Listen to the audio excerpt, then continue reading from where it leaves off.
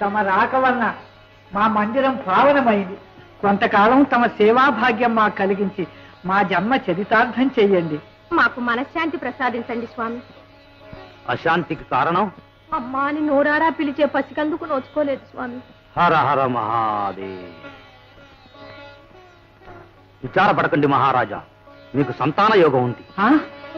ఉన్నదా? మాకు సంతాన యోగం ఉన్నదా? ఉన్నదా స్వామి? ఉన్నది, కానీ నాగదోషం పట్టింది. నాగప్రతిష్ఠ చేస్తే ఆ దోషం నివారణ అవుతుంది. అలాగే చేయిస్తాను స్వామి. మీ నగరిలోని కైలాసనాథుని ఆరాధించు తల్లి, కడుపు పండుతుంది.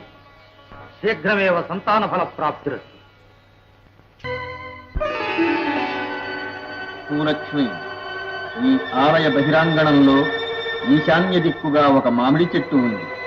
దాని ఫలమును భుజింపు. యశోదాయకమైన సత్సంతాన ప్రాప్తి కలుగుతుంది. శుభమస్తు. కరుణా విలాస, కైలాసవాస, నన్ను కటాక్షించావా? ధన్యురాలను ప్రభు, ధన్యురాలను.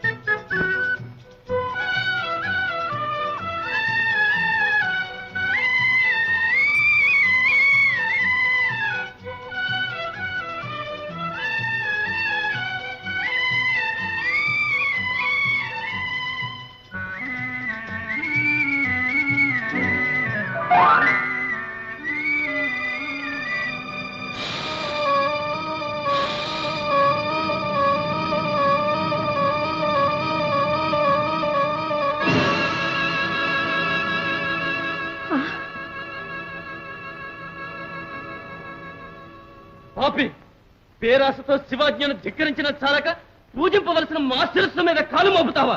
నిన్నిప్పుడే కాటు వేస్తాను. క్షమించు నాగేంద్ర, పాపల మీద తీపితో తెలియక అపచారం చేశాను.